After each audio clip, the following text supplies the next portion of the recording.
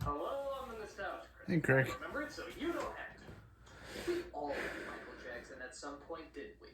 But that doesn't mean he can just throw any crap on the screen and expect us to buy it. That's why I have some serious hang-ups with Moonwalker. One of the strangest and most bizarre... this is a Moonwalker.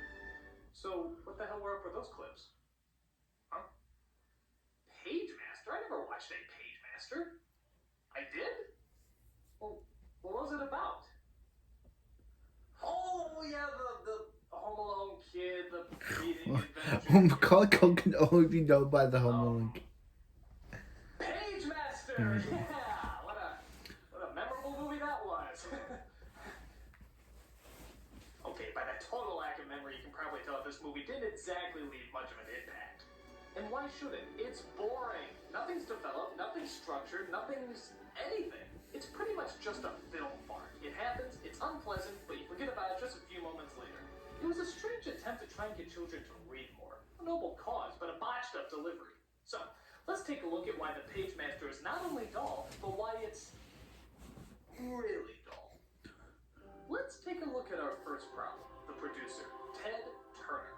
God damn it, stop trying to educate us, Ted Turner! You're not good at it! The second major problem is the title. I mean, the Pagemaster? Even that sounds boring.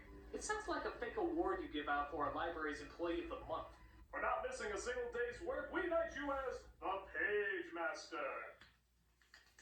Anyway, we cut to our hero played by Macaulay Culkin named Rich.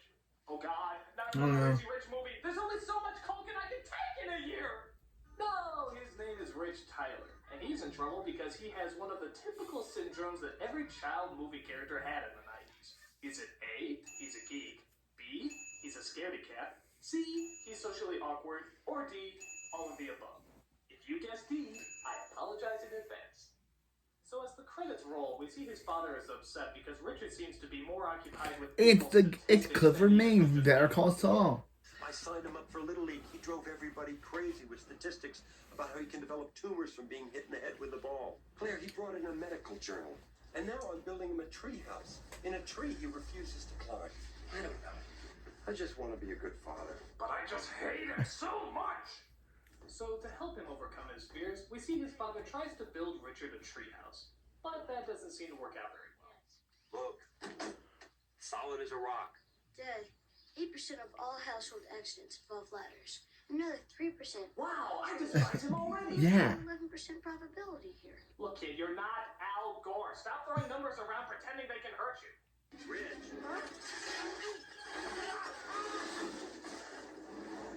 Can't argue with statistics, Dad. Here's something you can do.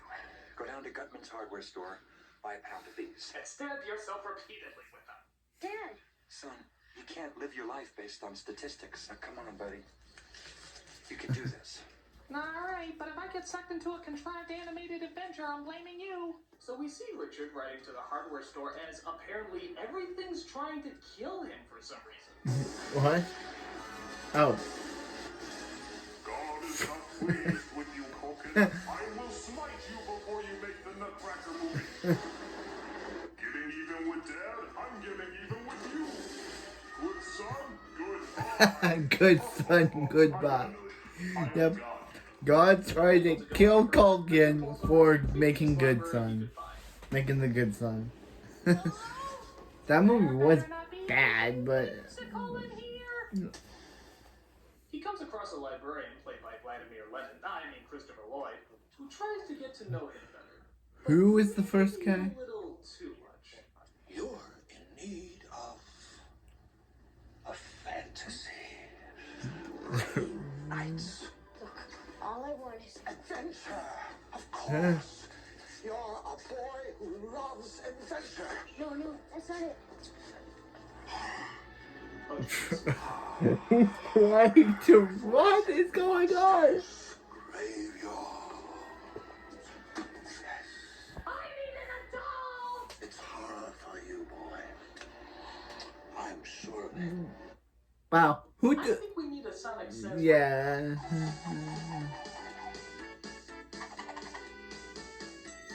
Kids, there's nothing more cool than being hugged by someone you like. But if someone tries to touch you in a place or in a way that makes you feel uncomfortable, that's no good. It's your body. No one has the right to touch you if you don't want them to. So what do? You get out of there. But I don't want any books. That's what I'm trying to tell you. I only came in here because of the storm. You mean you don't need? I see. That's fine, that's fine. Ooh, a little girl. You are looking for adventure!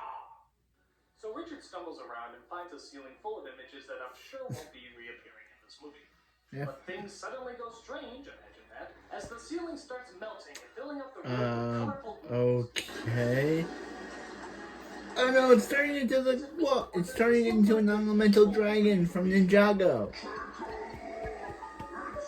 I do love Ninjago, but I had to make a joke like that. When Richard wakes up, he sees he's transformed into a comical cartoon puppet. So, really, what's changed? You are an illustration. A corporate tool used by studios to make money. So Toilet Paper Beard reveals himself as the pagemaster. Master of the pagemaster. Master of the written word. Maybe you can show me the way out? Fiction, A to Z, where your journey begins. To find your way home, you must face 3 tests: horror, adventure, and fantasy. Or you can make a left at sci-fi and exit through the door. But it's so less incredible! So he bumps into a talking book simply named Adventure, voiced by Patrick Stewart, who really knows how to put the dick in dictionary. Look, all I want to do is get out of here. Of course you do, matey. We all do. But this is a library, mate. Not everything's as it seems. For example, the kids section is really the porno section. We get a lot of complaints about that. He also comes across another talking book named Fantasy, voiced by Whoopi Goldberg. Now I gotta straighten out my Little Mermaid underwear. Please don't make me think about Whoopi Goldberg's underwear. No. They try to help Richard out by showing him the ways through the library. But for the most part, they just partake in spewing out book-related puns. I'm a book, honey. I can read. You fiction and non-fiction. You know that short story? I love you know. I'm a classic. A classic misprint. Hey, if we arrest anybody, we should probably book them. I wonder if Ellen Page is in this movie. Did anybody watch any films with Rex Reed? Hey, the film's not trying, why should I? So we also find that every time they open a book, creatures, people, and sometimes even locations can pop out. Huh?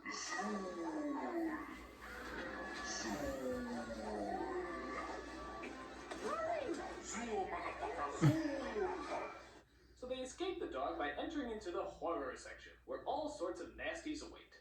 Are we still in the library? Hi, lad. The horror section. It looks pretty scary. No, you want scary? Stephen King is writing drama again.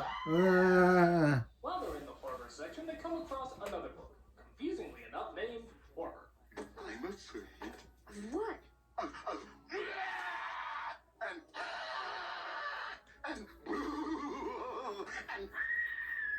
what? What? Horror has a one-man show he's been working on for a while. You should see it. Support his talent, or lack thereof. So they go inside a mansion where they come across the infamous Dr. Jekyll, played by Leonard Nimoy. Hello there, Mr. Dr. Spock. Dr. So Spock. Jekyll shows them around the mansion and then offers them a martini for some reason. Say that! This is a man's drink. Can I have the olive?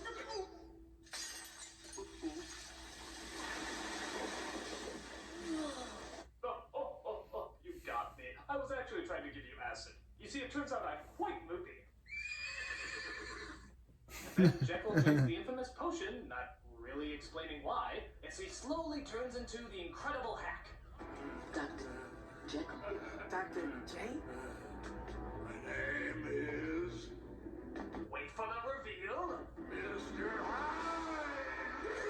Ah! Who looks like a radioactive puppet for some reason? Yeah. So, after explaining nothing about the character of Jekyll and Hyde, our 4 heroes escape and find that the exit is actually closer than they expected. Do you smell it? Breathing in, mateys. I farted. Never go to wet bars. That's cauliflower. Yeah. So they find a boat that they use to row cross the water and finally get out of this fantasy world of annoyance. I wrote the book on sailing. In fact, I am the book on sailing. Bugs! Bugs! We like jokes about books! On their way across the water, they come across another famous character of fiction, Captain Ahab. Did you see it? See what? The devil of the deep. The white whale. Moby Dick.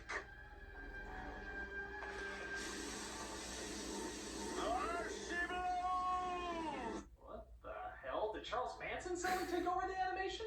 Dude, you guys have to be a little bit more clever about your lighting schemes. I mean, God isn't just the light man up in the clouds saying, "Ooh, a dramatic moment. There's going to be a red pill for that." So they spot the sperm whale that literally looks like the sperm of a whale as Ahab tries to bring the monstrous sea beast down. Thou damned whale! Thus, I give up the spear! Oh shit, that did nothing. So again, one of the great literary characters is just tossed aside without any acknowledgement about why he's a great literary character. Wow, I so want to read about people I know nothing about and stories that have little to no explanation. So Fantasy and Horror get lost in the commotion as Richard and Adventure are approached by some scary dogs. We're missing two others, about his size. Did you see him? He's all the catch we've had today.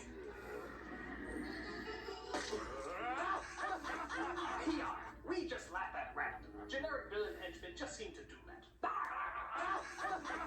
So they take them to their pirate ship where they get to meet the greatest, meanest pirate of them all. Long John Silver. So they're captured by the dastardly captain and are forced to come with them as they search for treasure on, where else? Treasure Island. It's, in the middle, by the waterfall. No, it's east, by some broccoli. He'd be back. With your half-wit sits west by a tree. Couldn't they get trapped in a Playboy or something? But Fantasy and Horror come to save the day with no explanation about where they've been or how they survived. Boy, I thought you two were goners. If you replace the word thought with the word hoped. So there goes another character we've learned nothing about and thus have no interest in reading about. Was that their strategy? Going around to children and simply saying, "Hey kids, if you think books are boring, just remember, movies can be boring too." So they then come across the fantasy section, which, like everything else, is just glanced over. Only this time there's a crappy 90s song to help us out. There are miracles waiting, so keep concentrating. How delightfully forgettable. So we come across some famous fantasy characters like Humpty Dumpty, Mother Goose, some flying tampons. What? It's okay. Fairies that look like the novelty plasma balls you can get at Spencer's. Give up a point for creativity. What? At last they come to the exit. It's just so close you can practically feel the ending credits roll by. But we still have one last boring obstacle to overcome. Earthquake! No, No, it's a dragon as he Oh. threatens to gobble up all the things. Lawnmower. What movie was that from? God, even the dragon is boring. Look at him. He barely moves. Do something. Do something. Do something! Do something! Do something! As they climb the mountain, they Yeah. come across the skeleton of a knight who I just assumed couldn't get to this movie. The three books try to fight off the very slow-moving dragon, as adventure and fantasy have a very, sporadic scene together. Don't try to stop me! Be careful.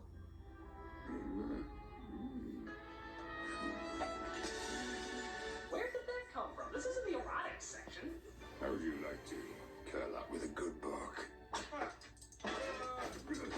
Nah, alright, give him a point for a funny line.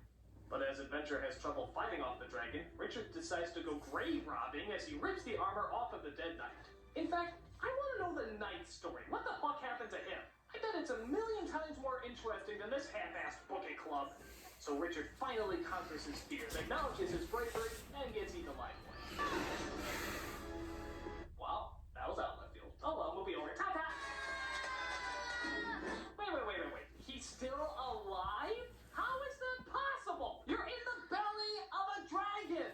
You lose! He should be Kentucky Fried Kentucky Fried Alright, Culkin. so while in the belly of a dragon, I guess, he comes across some more books because dragons eat books, I guess. I don't know, it's almost over. So he opens up Jack and the Beanstalk, which leads to a giant plant growing out of the dragon's stomach. See, this is why I should digest my food instead of leaving it alive to plot and scheme.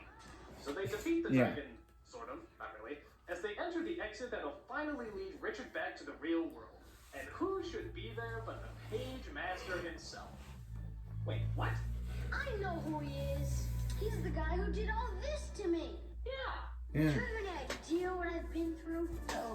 I was nearly torn apart by a crazy doctor. That's right. Not to mention being tossed, squashed, and scared practically to death. Tell that fucker off. Think, boy. What kind of an adventure would you have had if I brought you here with a turn of the page? A very short non-life record. Yeah. If I had brought you here from the start, you never would have found the courage to face your own fears. Oh, well, Oh, since that's- you know my life in unspeakable horrors, I guess it's okay. And in doing so, you triumph here and always.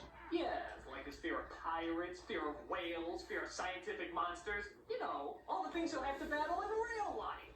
That's me. That was you. I'm ready to go home now. We all are, kid. We all are. So Richard is returned back to his three-dimensional self, or as close as three-dimensional you can be, being Macaulay Culkin. As it turns out, the books seem to come with him as well. I'm afraid you can only check out two. Look, I need just this once. Look, just stop the lines. Nice Richard Culkin. forgets all about his statistics and seems a million times braver than he was before. All because of the magic of reading books. Well, now, wait a minute. How did he get all those statistics before anyway? There wasn't any internet back then. So obviously he had to read books. What the hell? He was already a bookworm. Why would you want to convince someone who does too much reading to read even more? This movie doesn't make me want to read. It makes me want to hurt people. The only way I can see this movie making any kid want to read is by threatening to play it again if they don't. I mean, the idea is nice and at times the animation is impressive, but the movie is just so uninteresting and boringly dull that I think it would actually scare kids away from reading and would encourage them. And the way it glosses over all those famous literary characters, it's like the movie's as anxious to see itself end as we are to see it end.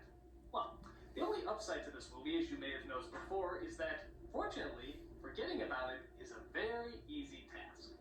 I'm a nostalgia critic, guy, remember it? Usually. So you don't have to. Usually.